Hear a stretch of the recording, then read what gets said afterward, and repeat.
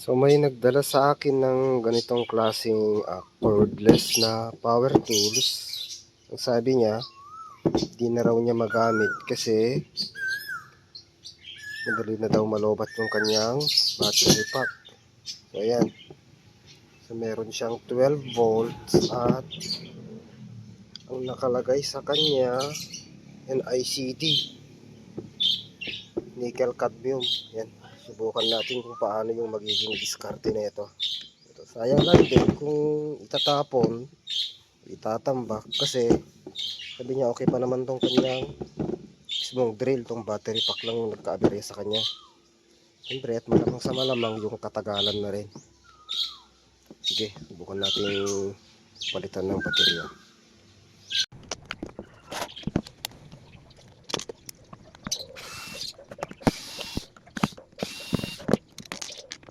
Oh, kung samot sa bali nga planeta dagiti baterya na. So, ito siya. Ito yung disenyo. Pero 12 volts pa rin to. So ayan, susubukan nating palitan to ng 18650 na true rated capacity.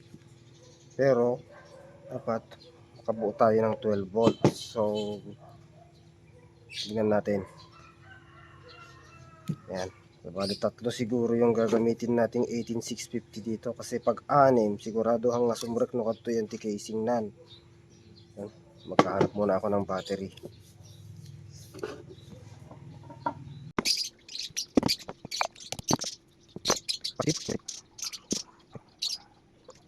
Ayan, nakahanap na ako ng baterya. Siyempre, yung mga dati kong nilalagay, yung true rated capacity. Ayan.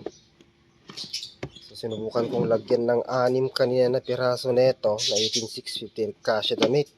Siyempre, nakahanap na rin ako neto, yung pinag-upgradean ng isang nagpagawa noon.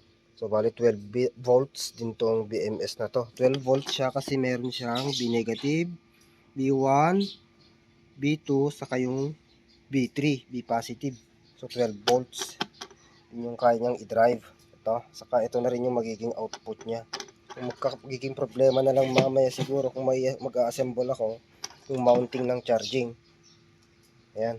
Kasi yung original nga charger na dito, hindi ko na siya gagamitin kasi magkaiba yung charger ng NICAD saka yung charger ng lithium ion. So ayan. Video ko na lang mamaya yung pag-assemble ko. Total na full charge mo digito yung bateryan. Sa full charge siguro mga nasa 2 hours. Yan.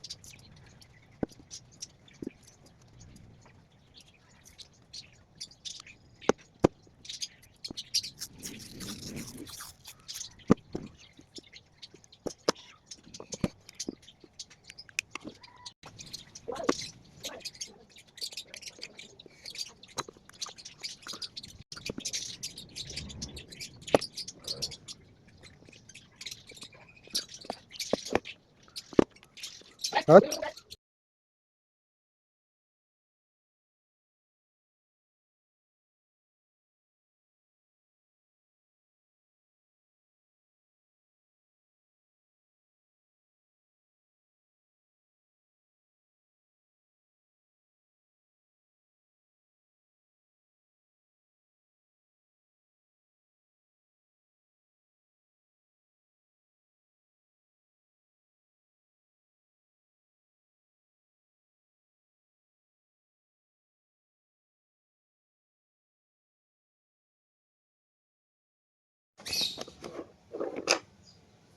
positive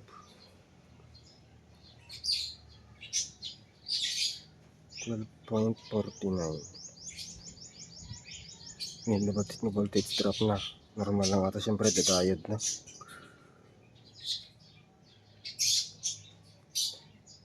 Okay.